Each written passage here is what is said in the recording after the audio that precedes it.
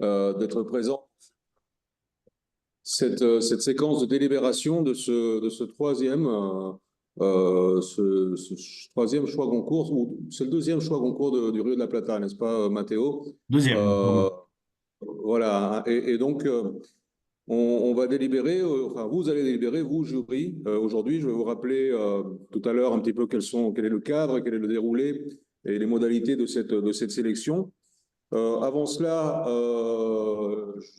je tiens à tous vous remercier pour votre présence et puis je vais laisser la parole rapidement à Matteo pour l'Argentine, qui nous dira quelques mots, qui seront suivis par quelques mots aussi de l'ambassadeur de France en Uruguay, présent ici à mes côtés, Jean-Paul Sêtre.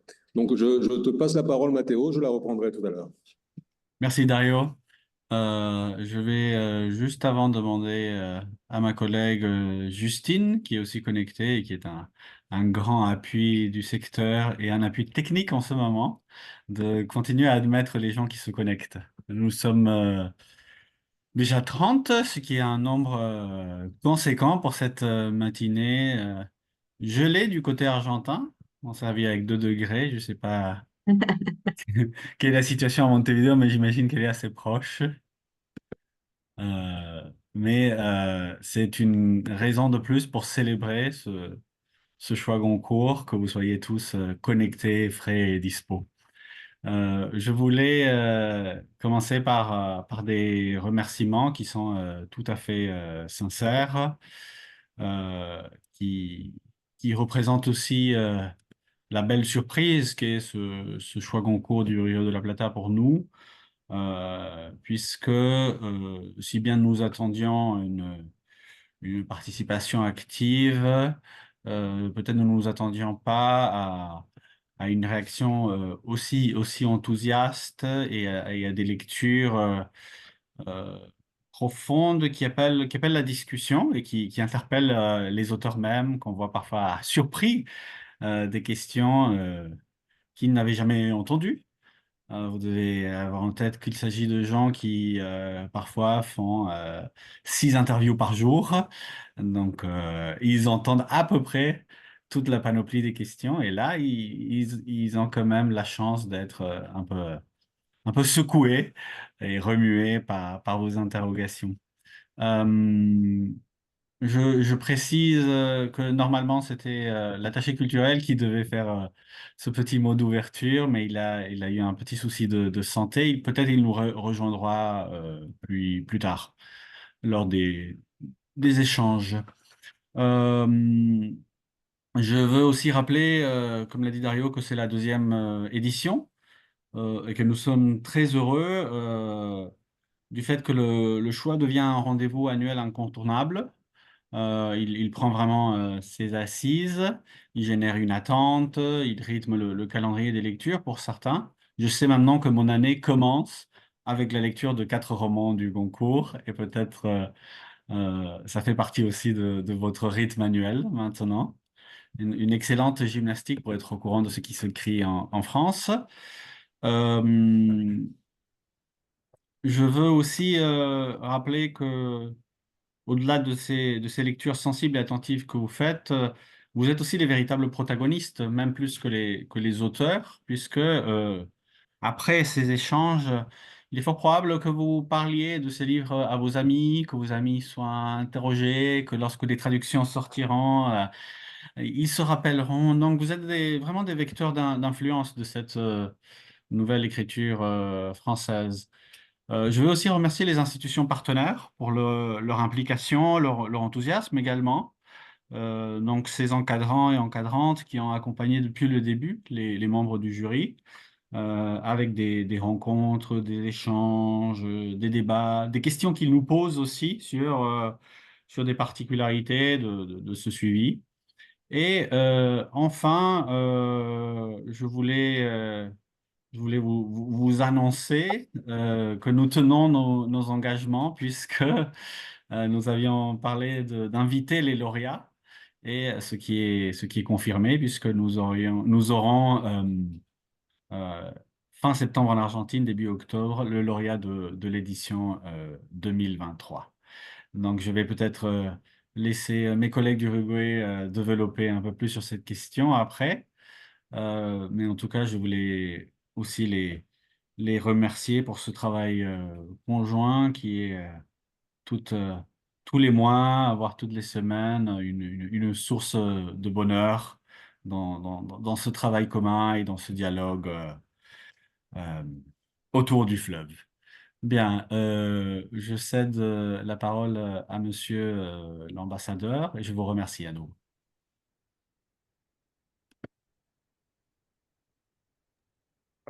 Merci beaucoup, Mathéo, et bonjour à toutes et à tous. Moi, j'ai hâte de vous écouter, mais j'ai souhaité être là, bon, dire juste quelques mots d'introduction. Surtout, je souhaite vous écouter parce que, sans prendre part à la délibération naturellement, mais simplement parce que je trouve que c'est une initiative formidable que le choix Goncourt du Rio de la Plata. Vous savez que le choix Goncourt, ça existe dans un certain nombre de pays. On l'avait pas ici, c'est maintenant chose faite depuis 2 ans. On est à la 2e édition. Je me réjouis aussi que ce soit une initiative qui soit partagée sur les 2 rives du Rio de la Plata, parce que nous sommes 3 pays, la France, l'Uruguay et l'Argentine, 3 pays très littéraires. Et je crois qu'on devait donc d'avoir ce lien. 3 pays très littéraires qui sont reliés par beaucoup de grandes figures de la littérature d'ailleurs. Hein. On aime bien de ce côté-ci du Rio souvent rappeler nos 3 grands poètes franco-uruguayens, mais je crois que du côté argentin, vous avez aussi un certain nombre de grandes figures qui relient l'Argentine et la France, comme des Bianchiotti, des Kessel, des Victoria Ocampo. Plus près de nous, d'ailleurs, on peut penser à Sylvia Baron-Supervielle, avec qui on a déjeuné récemment, qui relie les 3 pays, en fait, hein, les 2 rives du Rio et la France, où je pense à Santiago Amigorena aussi, qu'on m'avait offert son premier exil lorsque j'ai été nommé en Uruguay pour commencer à comprendre un petit peu cette culture et ce contexte. Non, très simplement, moi je crois qu'une initiative comme celle-ci, au-delà de la compétition et de la remise d'un prix, je crois vraiment que ce qui est extrêmement, moi ce que j'aime dans cette initiative, c'est qu'on puisse discuter, débattre sur les livres qu'on a lus et surtout partager cette passion pour la lecture que moi je partage avec vous. Je suis même un petit peu frustré de ne pas pouvoir prendre part aux délibérations, mais je ne vais pas le faire d'une part parce que, pour être très honnête, je n'ai pu lire que 2 des 4 livres. Et évidemment, ça n'est pas mon rôle, mais j'ai très envie de vous écouter et que vous partagiez avec tous les participants et toutes les participantes ce que vous avez tiré de ces lectures. Je crois pouvoir dire en tout cas qu'on a 4 grands livres cette année, on les a tous les 4 sur la table, et donc on aura forcément un grand choix Goncourt du Rio de la Plata 2024. Et puis pour terminer, je veux remercier moi aussi tous ceux qui ont rendu possible cette initiative. Alors évidemment, d'abord, commencer par mon équipe à l'ambassade à Montevideo, mais aussi les collègues de l'ambassade en Argentine, Stéphane, Matteo. Je veux remercier tous les référents des institutions partenaires et je me réjouis de voir dans cette mosaïque beaucoup de participants. Merci, bravo pour avoir su motiver les lecteurs et les lectrices et animer leur participation au programme. Et puis, bien sûr, merci aux lectrices et aux lecteurs, sans lesquels, évidemment, tout cela ne serait pas possible. Merci de partager cette passion. Je sais que voilà, cet amour de la littérature, c'est quelque chose que nous avons en commun. C'est très français, c'est aussi très uruguayen et je pense aussi très argentin. Merci à tous. Et puis, pour terminer simplement sur la mention, ce que disait Mathéo tout à l'heure sur la visite du précédent lauréat, qui est Mackenzie Orsel, si ma mémoire est bonne. Donc, on est content de savoir que sa venue en Argentine est confirmée. Et on espère bien qu'il viendra aussi en Uruguay. Dario me dit, c'est sûr, à 85%. Donc, ça se présente bien. Il vient d'abord en Uruguay. Ah, d'accord. Mais donc, on est sûr qu'il vient aussi en Uruguay. Voilà. Donc, on peut le confirmer aussi pour l'Uruguay. Donc, il fera les 2 rives du Rio. Merci. Merci, monsieur l'ambassadeur. Alors, pour ma part, j'ajoute juste un mot pour me joindre à ce que disait Mathéo. Ayant suivi tous les échanges qu'il y a pu avoir avec les auteurs, je tenais à transmettre à tous les membres du jury présents, à la fois ce qui nous a été manifesté par les auteurs qui ont participé aux échanges leur surprise parfois, mais une surprise agréable, en voyant la lecture attentive, mais aussi originale. Et ça, je crois que c'est pas peu de choses, c'est ce qu'a signalé Mathéo tout à l'heure. Ce sont des personnes qui sont habituées à donner beaucoup d'interviews et ils ont trouvé une lecture particulièrement attentive chez vous et particulièrement originale à travers les questions qui leur ont été posées. Ça leur a fait un grand plaisir. Et pour nous, c'est très bien aussi, c'est la preuve que le dispositif fonctionne. Merci à vous pour ça. Et puis également merci à vous parce que l'Académie Goncourt elle-même nous renouvelle en permanence son soutien et donc voilà, on aura certainement des échanges avec eux dans les semaines ou les mois à venir, avant la venue donc de Mackenzie Orsel. Alors, je passe maintenant à la partie voilà, plus opérative, plus opérationnelle hein, de ce vote. Je vais vous lire d'abord comment se déroule ce vote et ensuite vous dire un petit peu comment on procéderait en cas d'ex-aequo avant de laisser la parole donc, dans l'ordre à chaque institution. On compte donc un vote par institution. Il y en a 8 au total. Le représentant qui prendra la parole peut être soit un élève ou un référent administratif. Il sera désigné par l'institution elle-même. La prise de parole doit durer 5 minutes maximum. Je serai en charge de modérer cela afin qu'il y ait une répartition du temps qui soit équitable. Dans le cadre de ces 5 minutes, pendant ces 5 minutes, il faudra donc exprimer le vote, l'ouvrage sélectionné, l'ouvrage choisi et proposé par chacune de l'institution, une explication de ce choix et une lecture brève d'un extrait du texte choisi. L'ordre des institutions est un ordre alphabétique. Donc nous commencerons avec l'Alliance française de Buenos Aires, l'Alliance française de Montevideo, l'Instituto de Enseñanza Superior en Lenguas Vivas Juan Ramón Fernández en troisième position. En quatrième, l'IPA, Instituto de Profesores Artigas. On retournera ensuite en Argentine avec la Universidad de Buenos Aires, Facultad de Filosofía y Letras. On revient après, comme vous voyez, on fait un va-et-vient permanent entre l'Argentine et l'Uruguay. Donc, premier critère alphabétique, le deuxième, c'est d'alterner les deux rives. Le lycée français Jules Supervielle de Montevideo, la Universidad Nacional de La Plata, et on terminera avec le choix de la Universidad de la República. En cas d'ex-aequo, donc à l'issue hein, de cette séquence au cours de laquelle il y aura les huit choix exprimés, s'il y a majorité, il n'y a pas de critère de majorité absolue ou relative, s'il y a majorité simple, il y a donc gagnant et donc choix Goncourt 2024. En cas d'ex-aequo, donc au moins 2 ouvrages ayant reçu le même nombre de votes, on procédera alors à un deuxième tour avec seulement les ouvrages ex-aequo en lice, dans l'ordre inverse des institutions que je viens de citer. Il y aura là une prise de parole rapide avec seulement l'ouvrage sélectionné, donc pour défendre cet ouvrage qui durera 2 minutes maximum par chaque représentant d'institution comme lors du premier tour. Et enfin, s'il venait à y avoir un troisième, à nouveau un ex-aequo, eh bien là, on tirerait au sort un jury, un des membres du jury et son vote contrat double. Donc c'est sur cette personne que pèsera la responsabilité des choix Goncourt 2024. Mais voilà, nous n'en sommes pas là. Voilà, je vous ai un petit peu posé quelles sont les règles qui sont les mêmes hein, que l'année dernière, mais je pense que c'était bien de les rappeler. Je vais maintenant céder la parole à la première des institutions qui va nous exprimer son choix pour ce choix Goncourt donc 2024 du Rio de la Plata. Je cède la parole à l'Alliance française de Buenos Aires. Bonjour Dario, bonjour Monsieur l'ambassadeur, bonjour Mathéo, bonjour les collègues. Alors nous, ici à l'Alliance française de Buenos Aires, on donne la parole à Monica. Merci beaucoup et bonjour à toutes et à tous. À l'Alliance française de Buenos Aires, nous avons choisi Veuillez sur elle de Jean-Baptiste Andréa. La lecture de ce roman est un véritable voyage dans l'histoire troublante et intense d'une partie du XXe siècle italien, voyage dans les magnifiques paysages de ce pays, mais surtout voyage dans le paysage humain les plus émouvants. Et on peut alors pénétrer le regard innocent d'un enfant de 12 ans, puis celui d'un jeune sculpteur, souvent souffrant et incompris, ainsi que celui d'un vieil homme qui a vécu intensement et qui se demande à quoi peut bien ressembler la mort. C'est la vie de Mimo. C'est passionnant de suivre à travers sa destinée toute l'histoire politique de l'Italie du XXe siècle.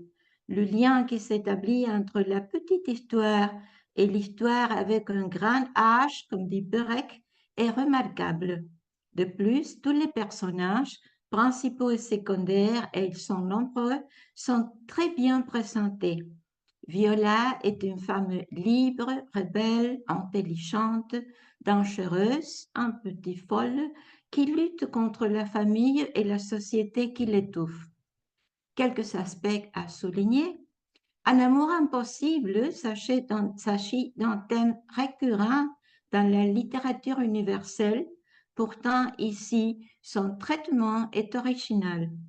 La magie et l'intrigue, l'histoire de Blanche, celle d'Hector, le vol de Viola, les jumeaux cosmiques, il y a là quelque chose d'irréel dans un contexte crédible.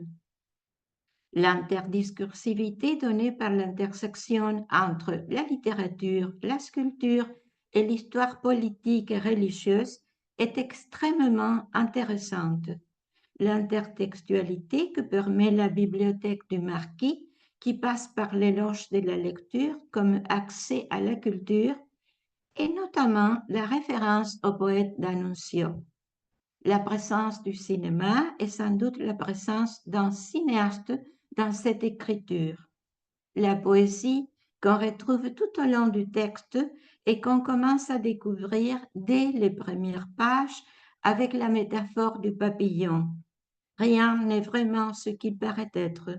Un papillon n'est pas qu'un papillon, mais une histoire. Poésie qui demeure tout au long du livre.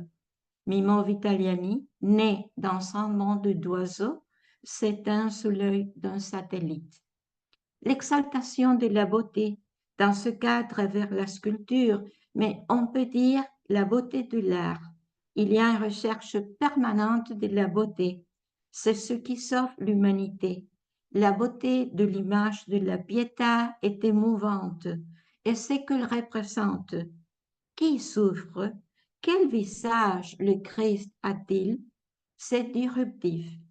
En détail, un de ces petits riens dont on fait les révolutions. Il nous interpelle et nous passionne. C'est un très bel hommage aux femmes. La dernière phrase est aussi surprenante qu'excitante.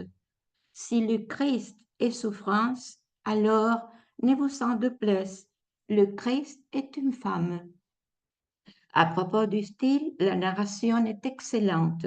Les descriptions des paysages, les portraits des personnages, la façon sensible de raconter les événements, le vocabulaire qui enrichit tout le temps le récit, la rupture de la ligne temporelle, on va et vient dans l'histoire, les différentes voix, le narrateur omniscient du premier chapitre qui reprend le récit à la fin, et le narrateur protagoniste, première personne, que c'est Mimo.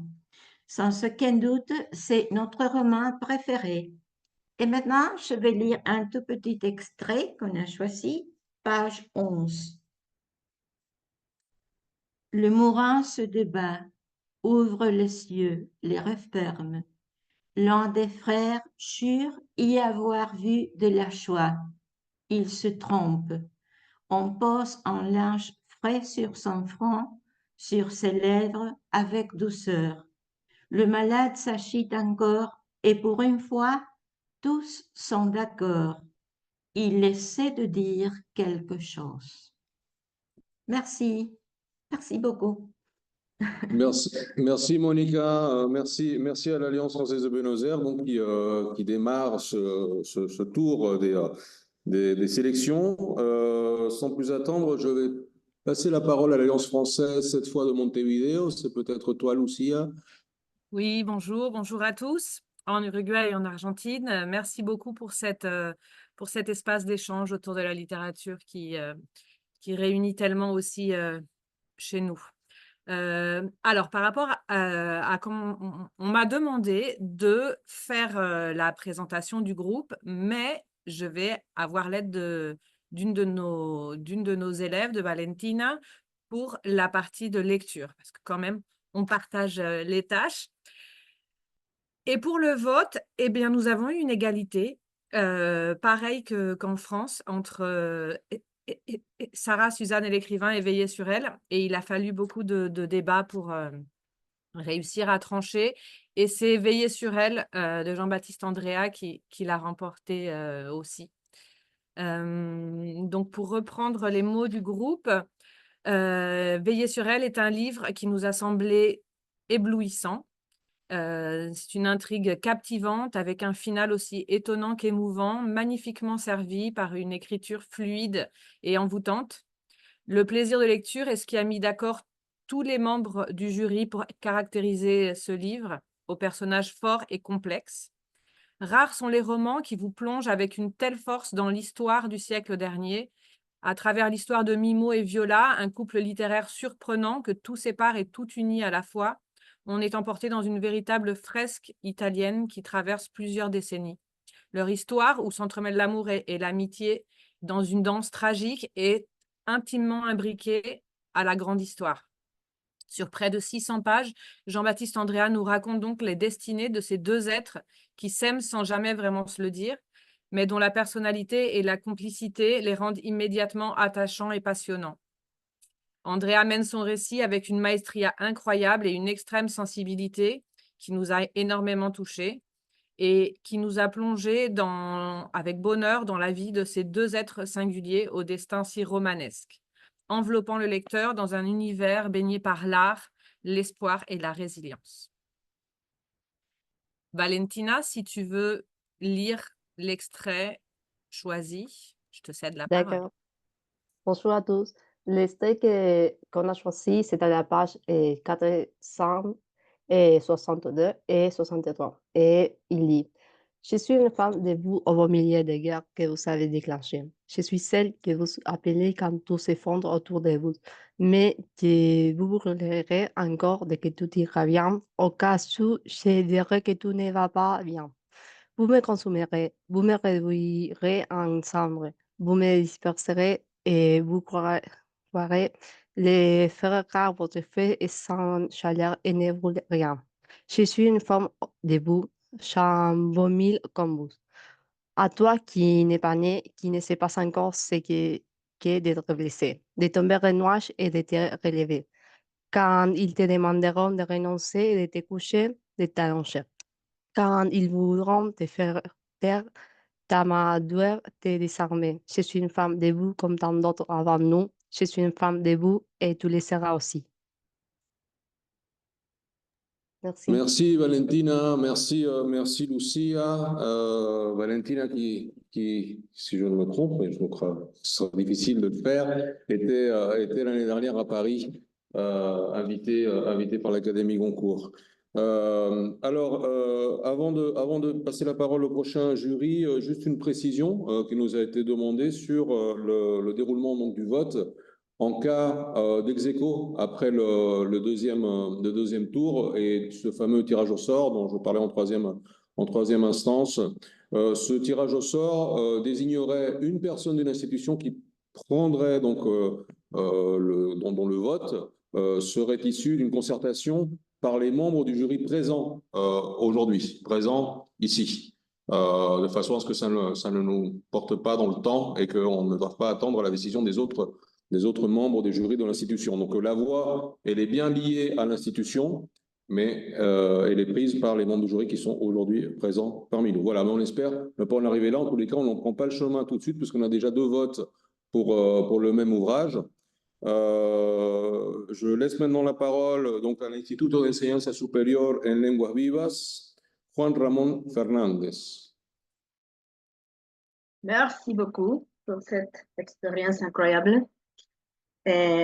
Bon, après avoir lu les quatre mois, et même s'ils nous ont beaucoup plus intéressés par des raisons bien différentes, nous portons notre choix sur Sarah, Suzanne et l'écrivain de Regaina.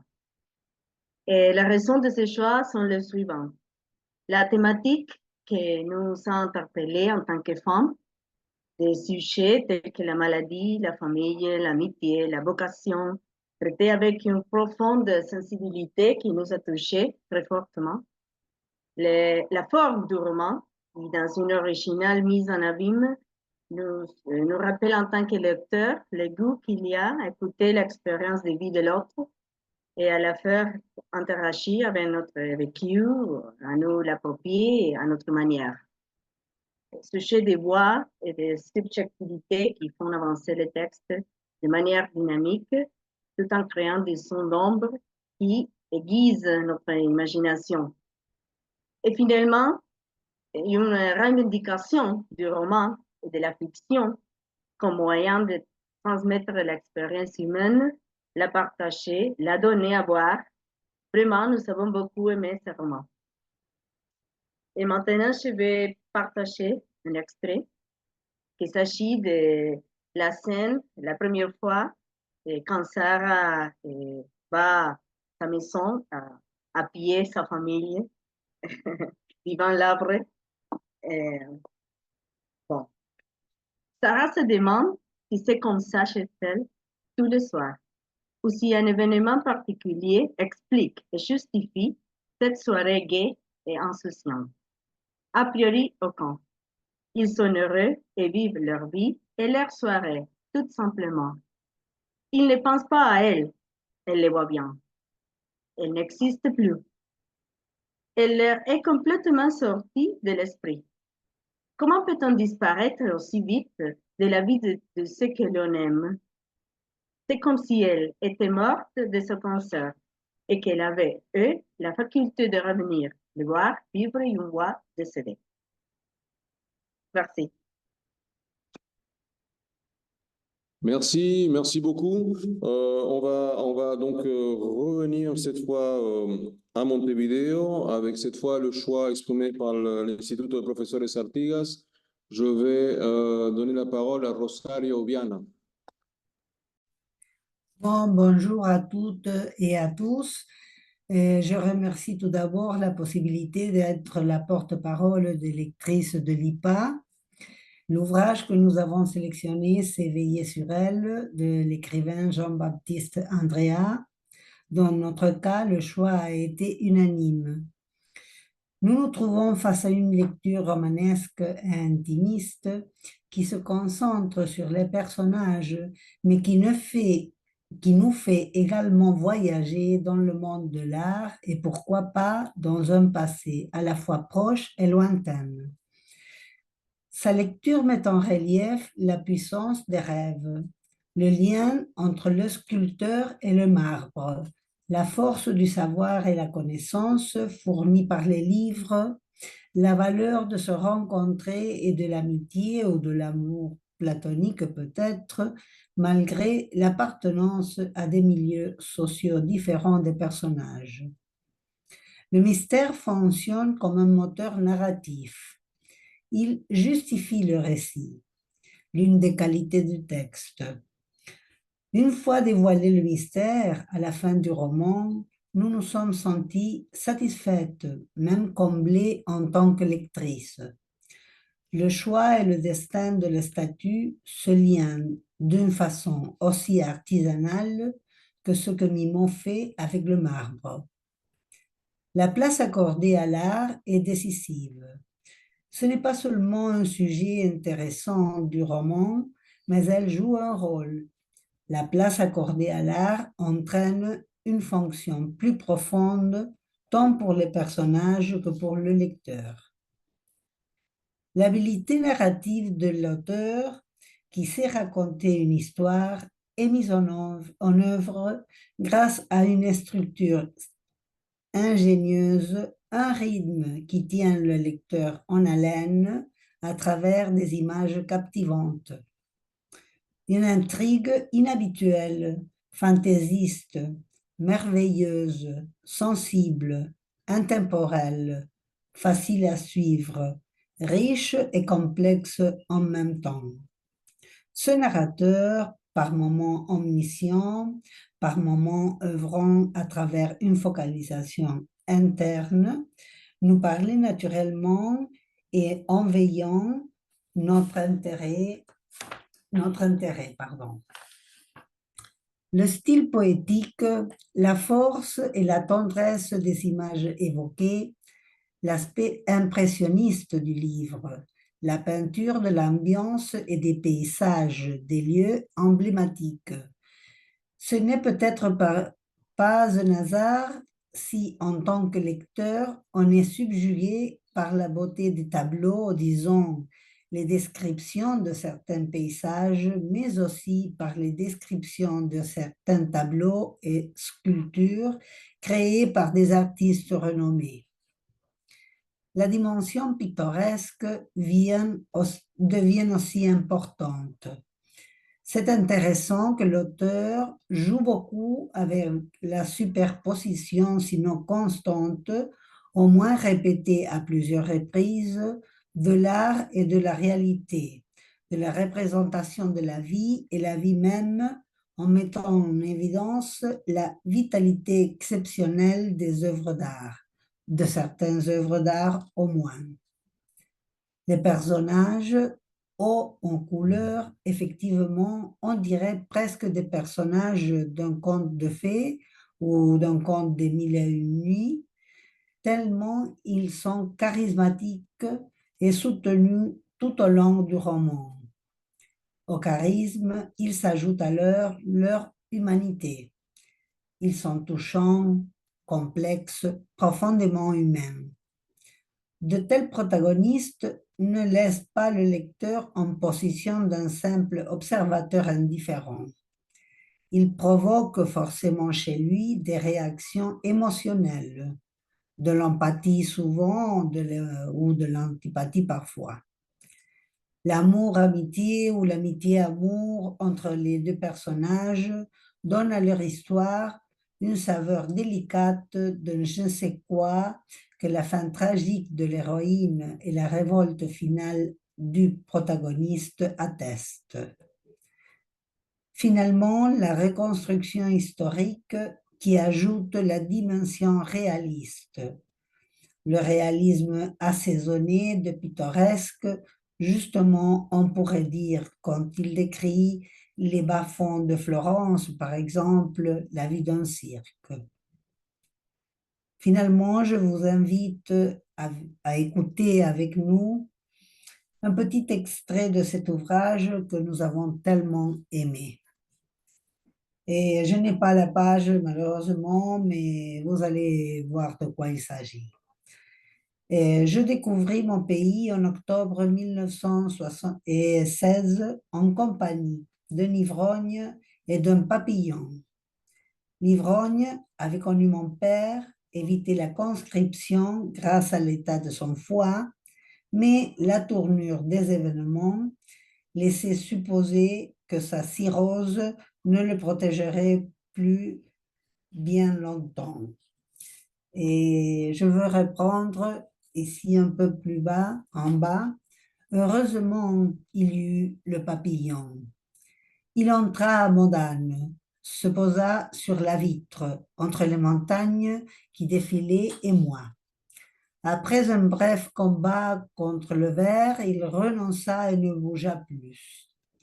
Ce n'était pas un beau papillon, ces gloires de couleur et d'or que je verrai plus tard au printemps. Juste un papillon médiocre, gris, un peu bleuté, si l'on regardait en plissant fort les yeux. Une phalène abrutie par le jour. Je songeais un instant à le torturer comme tous les gamins de mon âge, puis me rendis compte qu'en le fixant, seul élément tranquille dans un monde en furie, ma nausée s'en allait. Le papillon resta là pendant des heures, envoyé par une puissance amie pour me rassurer.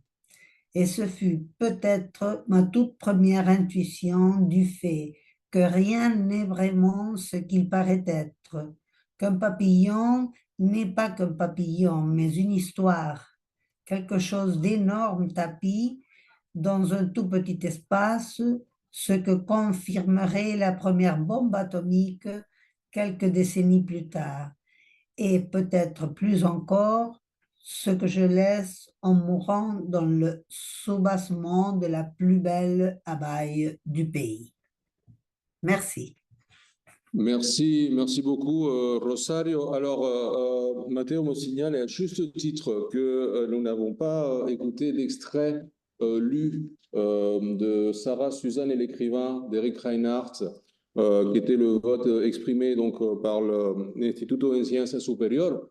Voilà, dans un souci d'équité évidemment, mais aussi, non seulement d'équité entre les votes, mais aussi entre les textes.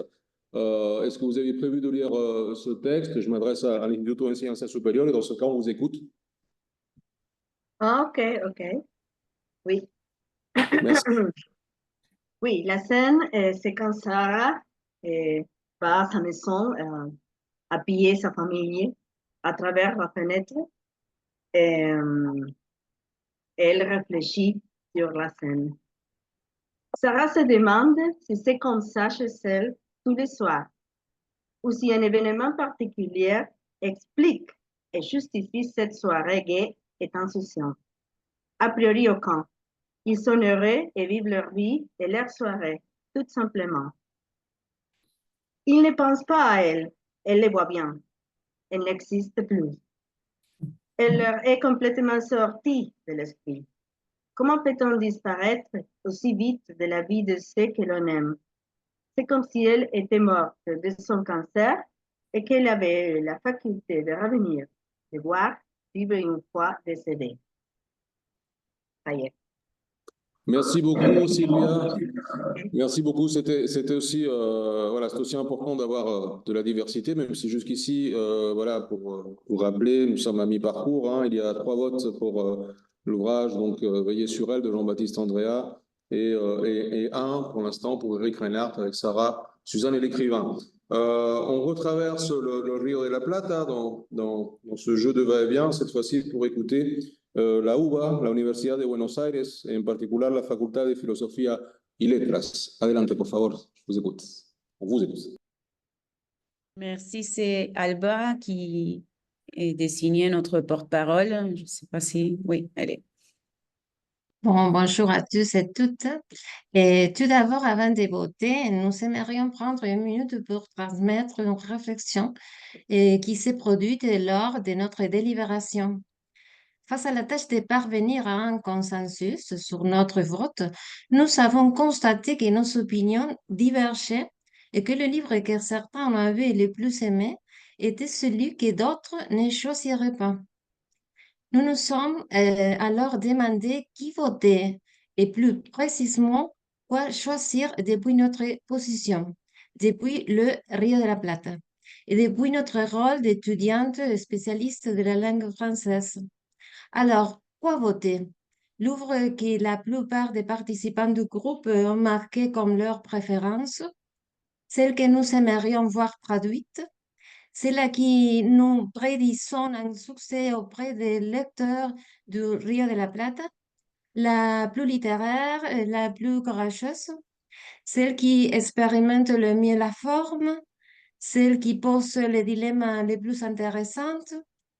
Finalement, et après une longue discussion sur les livres, mais aussi sur les implications de nos choix et quelques définitions consensuelles sur ce que nous devrions récompenser, nous sommes arrivés à un but harmonisé qui, à nos yeux, récompense un travail courageux et politique qui reflète les débats actuels dans la région, avec une grande valeur documentaire, mais aussi avec quelque chose qui nous pousse à réfléchir sur ce que nous faisons avec les sources, comment les travailleurs dans la littérature, une œuvre qui se situe dans un équilibre précis entre la fiction, l'imagination et la documentation.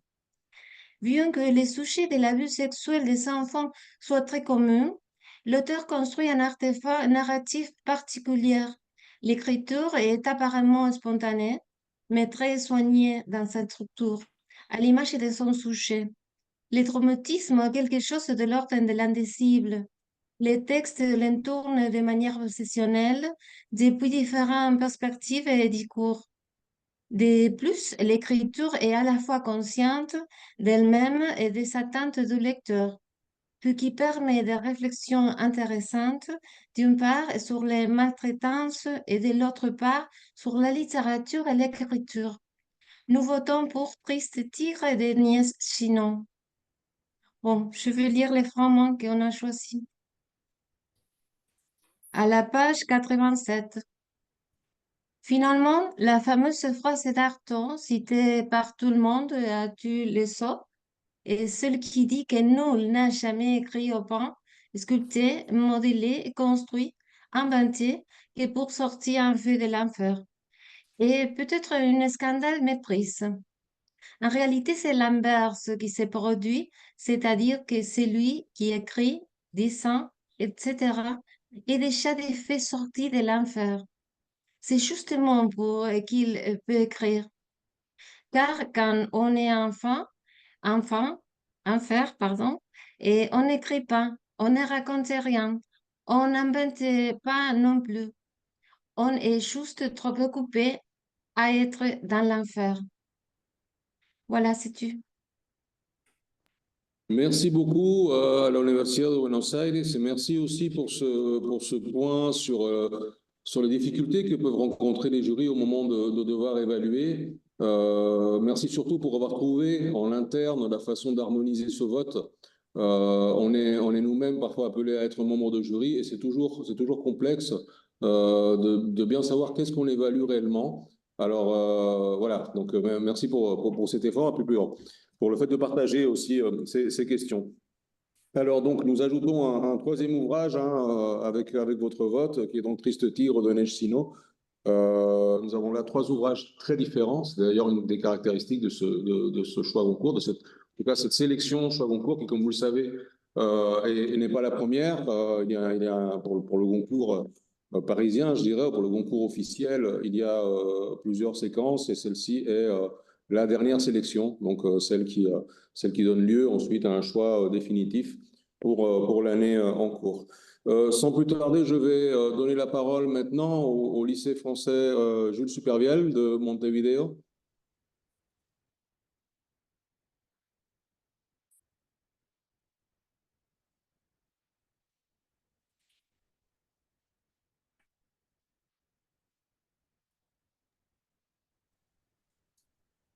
Bonjour, un petit problème de télécommande. Vous nous entendez? Oui. Oui.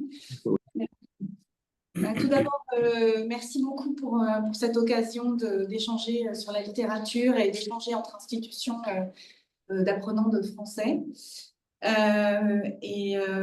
Au lycée, donc, c'était un double défi à la fois pour la langue et aussi parce que ce sont des livres exigeants, longs, avec énormément de références. Donc, pas évident pour des lycéens. Malgré tout, ils ont suscité un certain enthousiasme et on espère que l'année prochaine, peut-être des classes pourront se joindre. Donc, pour cette année, nous avons un seul élève qui a lu la sélection intégralement et donc qui a voté à l'unanimité. Et qui a choisi Veiller sur elle également, de Jean-Baptiste Andréa. Et il va vous expliquer pourquoi. C'est Bruno Stephan. Donc, principalement, Veiller sur elle est une histoire très, très, très émouvante. C'est d'abord l'histoire de Mimmo Vitaliani. C'est un homme qui est très contrasté. Par moments, il est aimé, par moments, il est incompris, et même par moments, il est méprisé par le lecteur. En somme, Mimmo est très humain. Il a ses bonnes choses, mais qui sont toujours accompagnées de ses défauts, ce qui le rend très intéressant de le lire et ce qui fait qu'il produit de très fortes émotions chez le lecteur. Et ensuite, dans l'arrière-plan, c'est l'histoire de l'Italie. On a la chronologie de l'Italie du XXe siècle, avec bien sûr la montée du fascisme. On a accès aux différents paysages de l'Italie, avec la Rome, Florence et bien sûr Pietra d'Alba, qui sont remplis d'une énorme richesse culturelle. Et tout comme Mimmo, le lecteur découvre tout ce qu'elle a de beau et de bon à offrir, mais aussi toutes ses déchéances et les malheurs que porte l'Italie. On pourrait presque dire que l'Italie est un personnage de part entière. Et finalement, il y a la fin, qui est à la fois inattendue et parfaitement logique. C'est une résolution très satisfaisante au mystère construit autour de la Pietà au cours de l'histoire. Et grâce à cette fin, donc à la découverte du secret de la Pietà Vitaliani Et pour montrer un des moments qui montre ce côté sombre de Mimo, que j'ai choisi de lire l'extrait de la page 332. Donc, j'étais sur le point de livrer ma dernière œuvre. Elle était destinée à latifundiste, l'un de ces immenses propriétaires terriens de Mezzogiorno. L'homme était prévoyant. Il s'agissait d'un mausolée. 4 anges, au coin de la tombe, veillaient sur la dalle qu'il venait apparemment de tout juste de fermer. L'une de mes plus belles œuvres, l'apogée du mouvement. Mais je sortais trop, et j'avais confié à Jacopo le soin de finir le visage du dernier ange. Ma commande avait 1 an de retard, impossible de repousser davantage, d'autant que le commandataire était de Palerme et que là-bas, ils étaient plus ombrageux que la moyenne. 2 jours avant le livret, Jacopo me présenta son travail. Je dévisageais avec incrédulité son ange, son expression pincée, la tension de ses traits. L'anatomie était correcte. Mais si Jacopo avait voulu suggérer l'expression d'un ange qui vient de se coincer les doigts sous une dalle de 300 kilos en fermant une tombe, il ne se serait pas pris autrement. J'explosais, je le traitais de tous les noms. Il avait déshonoré l'atelier, trahi ma confiance, ses compagnons, les sculpteurs et l'art en général. Je hurlais, rouge de colère, pendant de longues minutes, et plusieurs têtes curieuses sortirent des appartements qui dominaient la cour. Quand je me calmais enfin, tout l'atelier me dévisageait d'un air que je connaissais bien. C'était celui avec lequel j'avais regardé Zio.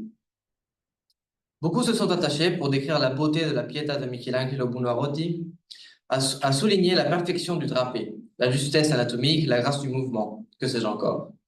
N'en déplaise aux experts, le génie de Michelangelo est dans le visage. Il aurait pu la faire boussue, sa Vierge, avec un tel visage. Celui d'une femme presque vaincue, surprise dans un moment de fatigue et d'abandon où l'âme se livre entière. Surprise, tout est là. Michelangelo a capturé l'instantané de la photographie, à ceci près qu'il lui a fallu 3 ans pour donner vie à cette image. 3 ans de lutte armée, un simple burin et un morceau de marbre. Ce visage n'est pas juste ce que l'œil en voit. Il contient tout ce qu'il est arrivé, tout ce qu'il est sur le point d'avenir, le temps qu'il a amené là et celui qui s'annonce, la mort de millions de secondes et la promesse de millions d'autres. Et j'avais confié à un gamin de 19 ans, qui ne connaissait rien à la vie, la tâche impossible d'un visage d'ange. Jacopo était doué, mais pas à ce point-là. Pas comme un Buonarroti, pas comme un Vitaliani. Merci. Merci beaucoup au lycée français Jules Supervielle. Sans plus tarder, je donne la parole maintenant à la Universidad Nacional de La Plata, s'il vous plaît.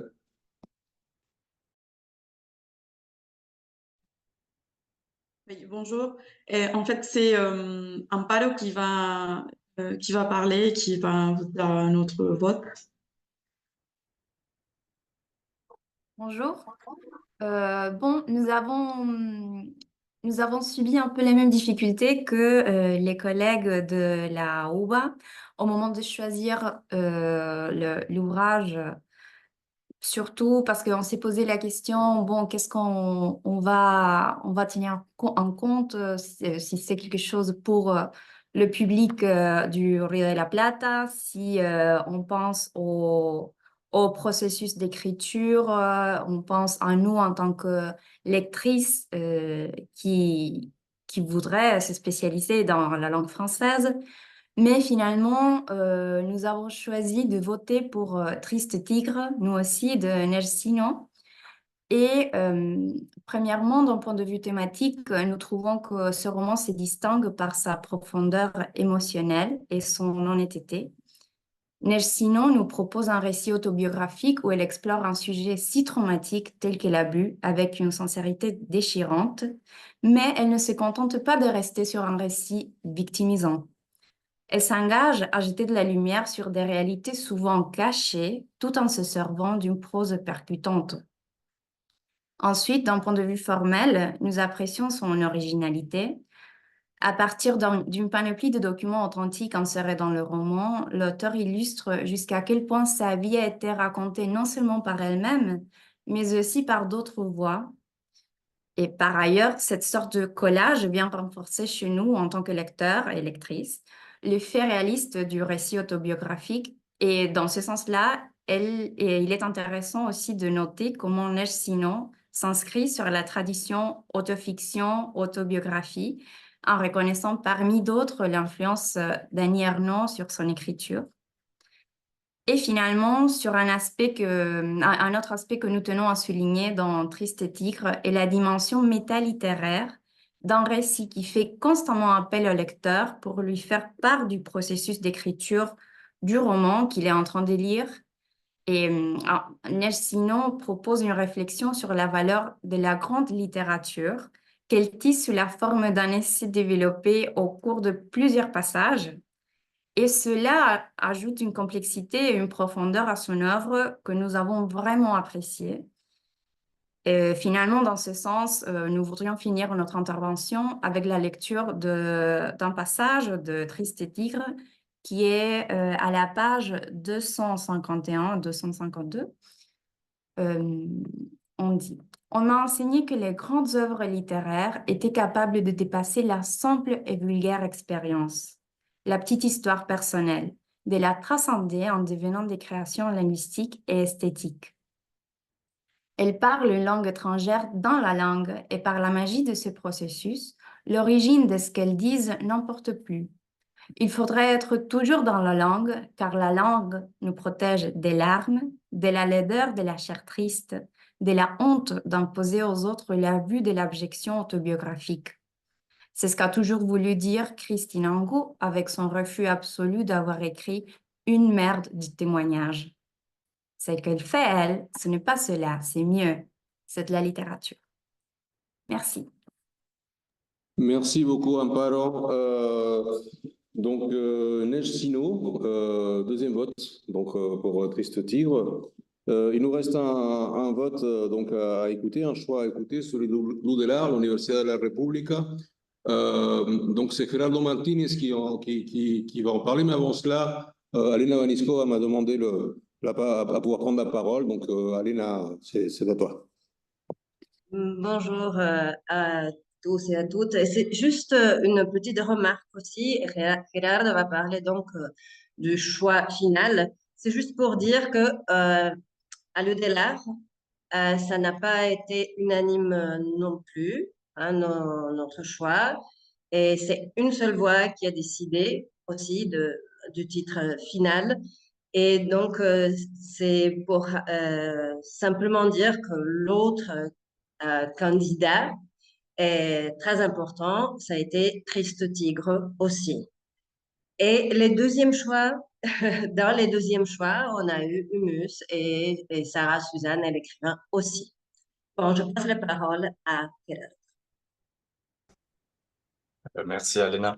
Alors, notre vote, c'est pour Veiller sur elle. Et on pense que Jean-Baptiste Andrea a magistralement capturé l'essence de l'Italie du XXe siècle dans son roman Veiller sur elle. Le roman mêle habilement histoire, amour et art. La fraîcheur du récit nous plonge dans la vie tumultueuse de Mimon, un sculpteur de génie né dans la pauvreté, et de Viola, une héritière ambitieuse. Leur destin croisé dans une Italie en pleine mutation fasciste ajoute une profondeur historique émotionnelle à leur relation complexe et passionnée. Ce roman transcende les époques, touchant universellement les lecteurs par son exploration de la condition humaine et de la quête de liberté. La maîtrise de Jean-Baptiste Andrea réside également dans sa capacité à rendre vivants les personnages et les paysages, offrant une immersion totale dans l'Italie des années 1900 à 1940. Les descriptions précises et évocatrices permettent au lecteur de ressentir les vibrations de Florence, Rome et Milan, tout en les transportant dans les ateliers poussiéreux des sculpteurs et les palais nobles. La juxtaposition de l'art et de la politique, illustrée par la montée du fascisme, enrichit l'intrigue et la rend d'autant plus captivante et pertinente. Ce contexte historique intense magnifie la lutte de Mimon et Viola pour leur amour et leurs idéaux, faisant de Veiller sur elle une œuvre d'une rare intensité et profondeur. Enfin, Veiller sur elle se distingue par la beauté de son écriture. On apprécie une narration originale, alternant le narrateur omniscient et interne, où on joue avec le ton de la diégèse, le cadre historique et les personnages qui se trouvent, comme on l'a vu, ainsi impliqués dans l'histoire, avec majuscule. La prose de Jean-Baptiste Andrea, à la fois poétique et précise, sublime les thèmes de la création artistique et de l'amour. Chaque mot est choisi avec soin, chaque phrase est sculptée avec la minutie d'un artisan, crée une harmonie littéraire qui résonne longtemps après la dernière page. Nous pensons qu'il est également important de souligner qu'il s'agit d'un livre qui procure un véritable plaisir de lire. Même si plusieurs de nos lecteurs ont eu l'impression, en s'adonnant à une lecture plus critique, de déceler une certaine présence de thèmes ou de personnages qui pourraient paraître clichés ou stéréotypés, nous avons été presque tous d'accord sur le fait que si de tels clichés il y a, ils sont travaillés avec une exceptionnelle adresse par l'auteur. On les a savourés comme tout le reste. Nous sommes convaincus que ce roman, avec ses personnages inoubliables et son histoire poignante, mérite amplement d'être couronné. Veiller sur elle est non seulement une célébration de l'art et de l'amour, mais aussi un miroir de nos luttes contemporaines, ce qui en fait une œuvre intemporelle et universelle. Et pour finir, nous avons choisi un extrait qui illustre entre autres l'habileté de l'auteur dans la saisie de l'adversité à laquelle ses personnages, Viola dans ce cas, font face et de la force de leur résistance. Mais tu es complètement folle. Dans l'intérêt de tous, commença Francesco. Viola l'interrompit d'un geste, un simple mouvement de la main, délicat, capable d'arrêter une armée en marche ou une charge d'éléphants. Les deux se ressemblaient plus qu'ils ne le croyaient. Tu as toujours manqué d'imagination, Rinaldo. Il n'était pas venu à l'idée que tu n'es pas tel que tu le vois? Que oui, il pourrait y avoir des univers parallèles ou que ce monde n'existe pas? Que nous ne vivons peut-être que dans le songe d'un ours? Tout le monde dévisageait Viola, bouche bée, sauf moi qui souriais. Campana, le cou gonflé, était cramoisi. Viola tendit la main et son mari lui rendit, presque par réflexe, son poème. Elle le plia, le fit disparaître dans sa robe, avant de faire de nouveau face à l'avvocato. Je t'avais prévenu, je ne vis pas le geste venir. En une fraction de seconde, Viola prit le couteau à fromage le plus proche, abandonné au bord d'une assiette, et le planta de toutes ses forces dans son mari. Merci. Merci Gerardo, merci à la Audelar. Alors avant de procéder donc à l'énonciation du choix concours 2024, que bon, vous avez déjà une petite idée, je voudrais juste vous remercier à toutes et à tous pour le respect du temps imparti.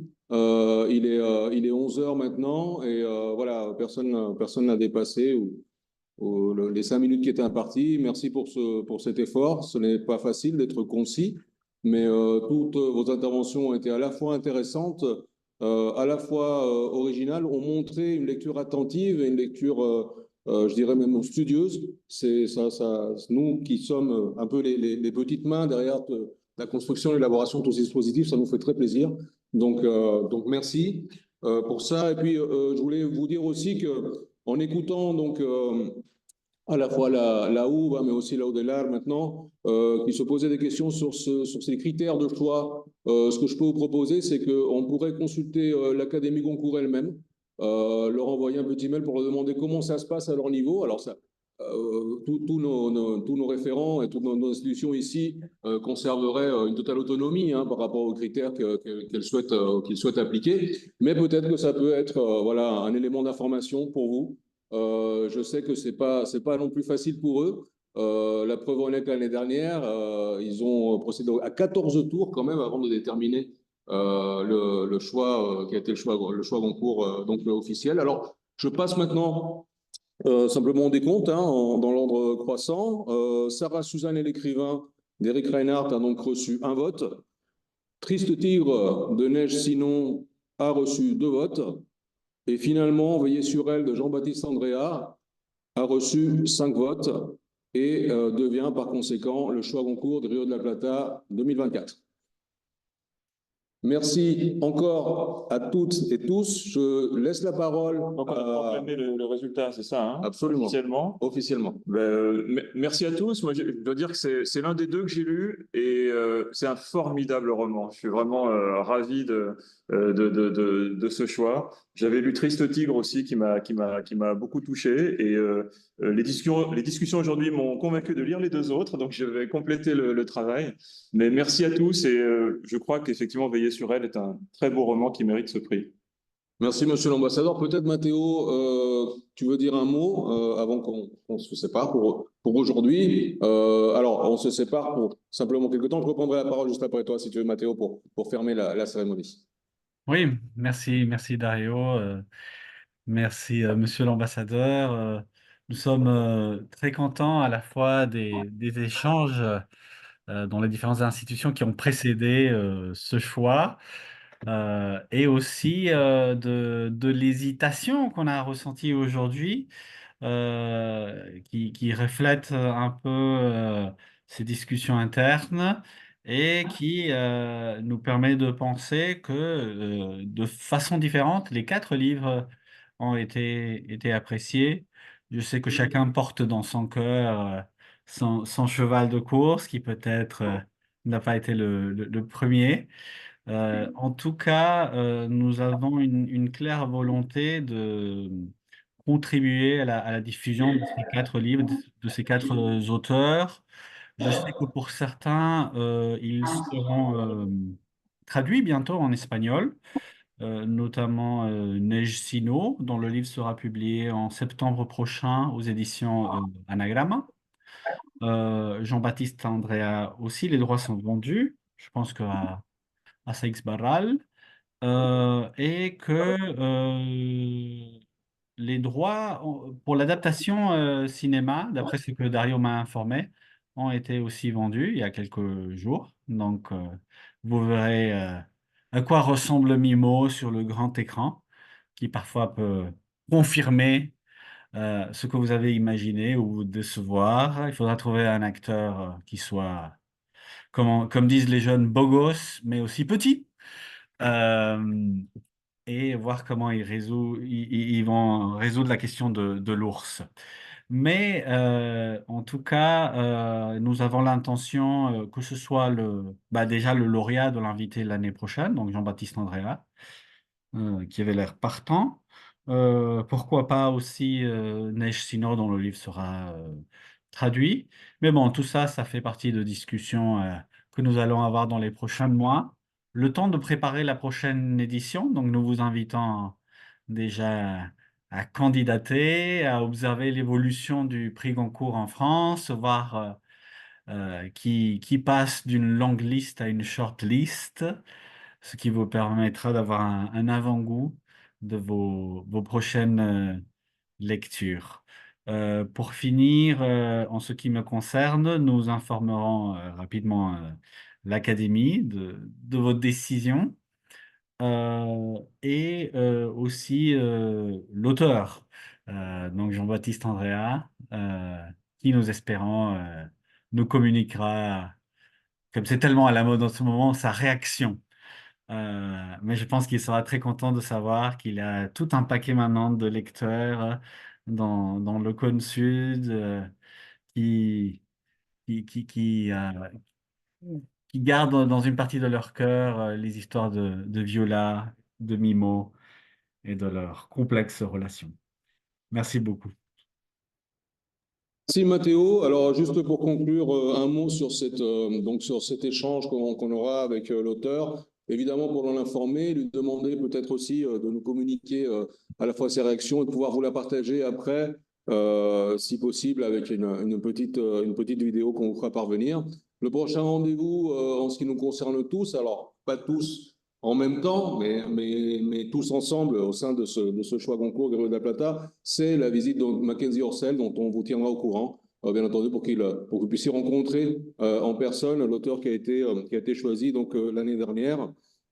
Et donc, comme l'a très bien dit Mathéo, on vous attend tous et toutes, et puis tous et toutes les autres personnes que vous voudriez inviter à rejoindre ce choix Goncourt des Rues de la Plata.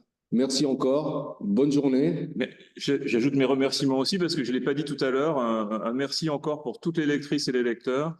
J'ai trouvé vraiment que toutes les présentations qui ont été faites étaient d'un très haut niveau Et c'était des présentations et un débat extrêmement stimulant. Et j'étais vraiment très heureux de partager voilà, cette passion de la lecture avec vous ce matin. Merci encore.